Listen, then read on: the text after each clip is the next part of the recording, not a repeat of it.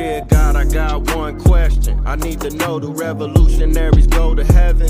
And if so, may their legacies last forever and their seeds grow. Tell them that we love them so and never let them die slow. It's like we cursed to be born black. We was kings and queens, now look where we at. I know it won't be long before we take it back. I just hope I live long enough to see it happen, and that's a fact. Cause one thing when you pro-black, you might love your people, but they may not love you back. For more than 400 years, we've been under attack. We survived slavery and then they gave us crack. Do revolutionaries go to heaven? Do revolutionaries go to heaven? Do revolutionaries go to heaven? Do revolutionaries go to heaven? Do revolutionaries go to heaven? I wanna know. Do revolutionaries go to heaven? I hope so. Do revolutionaries go to heaven? I wanna know. Do revolutionaries go to heaven? I hope.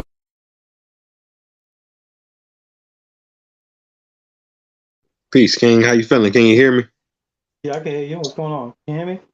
Yeah, most definitely, man. First and foremost, I want to thank you for coming on the platform. It's definitely an honor. All right. Appreciate you too, man, as well. Yeah, I see you making moves. We're gonna get right into it. Mhm. I'm a world traveler, man. I've been to about 70 countries all over the world. So we got people tuning in from different places. They may not recognize you. They may not know, your history in the music industry. Let them know what your name is and definitely where you from. Okay, well, my name is Mark, also known as Mark Payne in the music business. Started back in the early 90s with Motown Records, Motown Big 10 Records. My first major breakthrough in the music business was with the East Coast Family. We did a song called One for All for One. And the actual album went gold. It's one of the albums you see on the back of my back wall right here, which I got a plaque for. I contributed to that album, as well as Biv DeVoe. I worked with Biv DeVoe on his second studio album called Hootie Mac. I also got a plaque for that as well, which you can see in the back of me behind me here. It's another one right there. Let me see, position the phone right there. The one behind me right there is another plaque that I got for working with Biv DeVoe.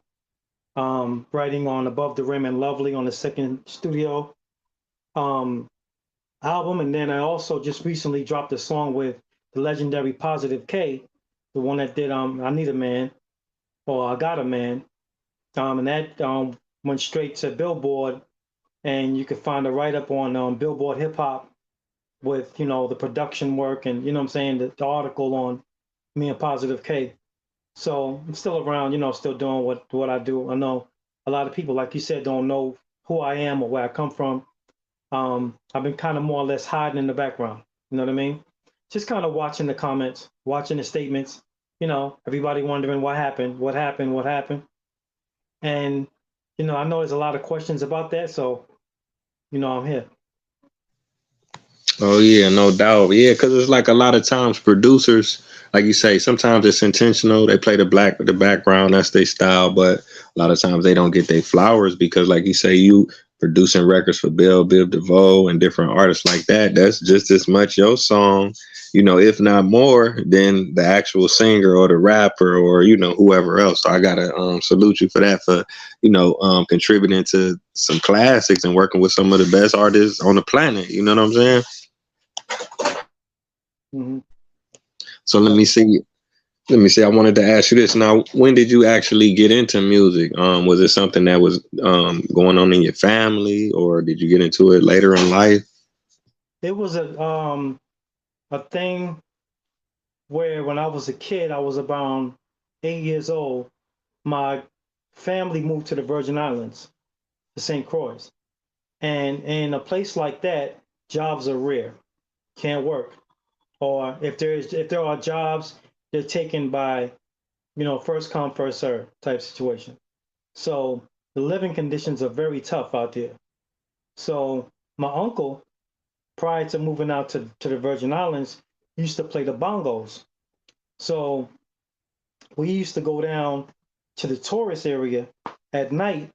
He'd take us his bongos with him, and then I would play a cowbell, and we would hustle the tourists. You know what I'm saying? in the area for money. So that's how we survived out there. So that got me into music. So it pretty much was a family thing, in the blood family type of thing.